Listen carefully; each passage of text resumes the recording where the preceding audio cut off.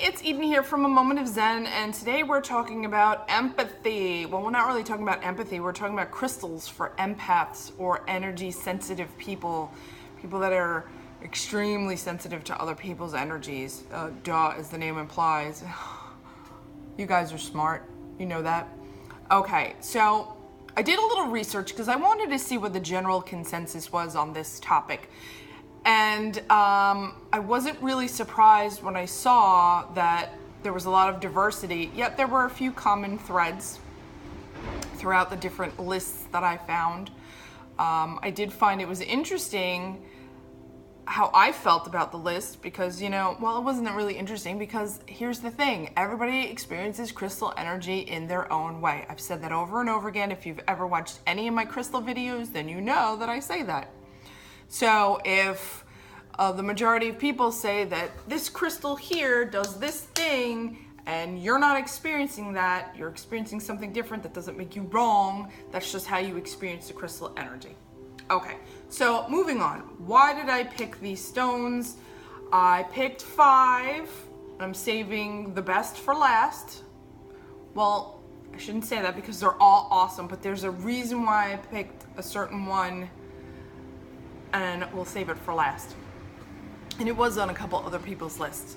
We're gonna start with one that I didn't see on anybody's list, and I was really surprised, and that was Pyrite.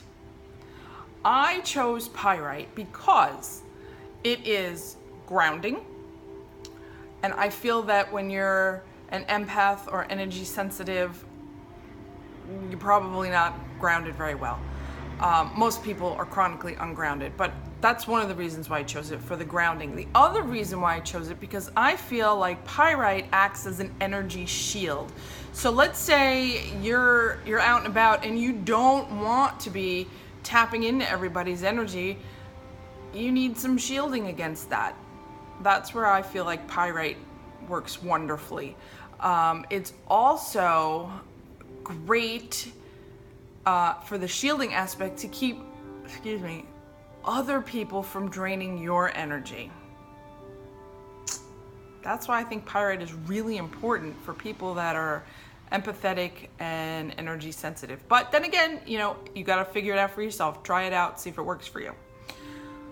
Pyrite. The next one I chose was Hematite, and I did see this on a couple lists. And again, it's grounding. I personally use it as a grounding stone. There are other properties to it, like helping with balancing emotions, but for me, I just use it as a grounding stone. There are times where I feel like I am just gonna float away. That's when I grab my Hematite, and it just brings me right back down. And again, think about it. If you are finding yourself to be overly sensitive, and I don't mean any of these things in a bad way, your thoughts are foggy, you're a little flighty, not clear, you probably need some grounding. And that's, you know, when you're busy tapping into other people's energy, whether you're consciously or unconsciously doing it, the grounding will help to clear some of that up. The next one, black tourmaline. Yes, another grounding stone. I'm not gonna say why, because I just did. But I also like it because it does help with balancing emotions, dealing with depression and anxiety. And when you are tapping into other people's energies, whether you're aware of it or not, whether you're actively doing it or it's just happening, if you can't discern which emotions are yours and which are someone else's, that could make you all kinds of crazy, upset. Helps with the emotional aspect of things as well as the grounding. The next one is not a grounding stone. It is our friend Rutilated Quartz. This one was featured in my anxiety video, and that's why it's here too.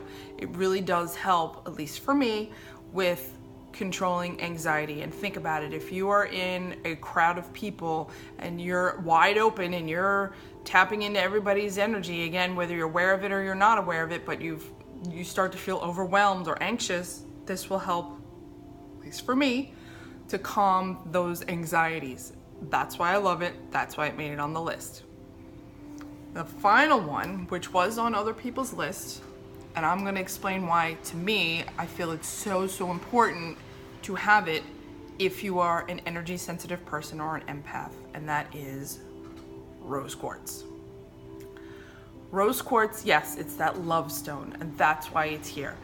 If you are, first off, if you're a healer and you're using your sensitivity or your empathy for healing, you need to be refilled.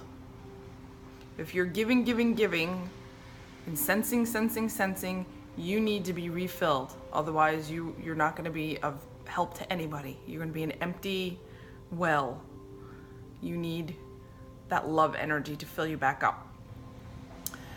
Rose quartz is also calming, and it's got that nurturing hug feel, like from your best friend or that person that simply adores you and that you adore them back.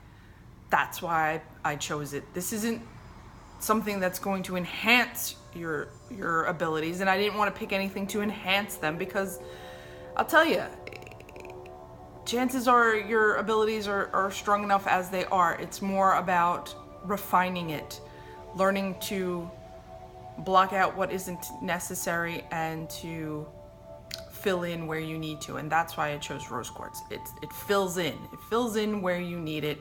It gives you that feeling of love and peace and calm. Alrighty, I hope that list helped. Of course, the only way you're gonna know what's good for you is by experimenting with stones. There's lots of other crystals out there that would work. You know, amethyst was on a lot of the lists. It helps with enhancing your own perception, so you can discern what your intuition, so you can discern which emotions are yours and which are somebody else's. I saw, what else did I see on there? I saw healer's gold on there, which is like a version of pyrite. So I guess but it wasn't pyrite, it was healer's gold. Darn it. I think there were some agates in the lists. You just need to figure it out for yourself. Go with your own gut, go with your intuition. And you know what? It's not even gonna be the same crystals all the time or every day, because the situations are always changing. Like I used an example, if you're going someplace that's really crowded, you might want the pyrite to be a shield. You might want to pair it with the rutilated quartz to calm anxieties. You might just choose something totally different altogether. You might go with some jaspers, or you might go with, who knows what. Whatever you're drawn to is the right stone for you. But I wanted to give you a list to give you an idea of what I find works for me, and you can take it from there. Find what works for you, go play with some rocks, have some fun, and I'll see you in the next video. Bye-bye.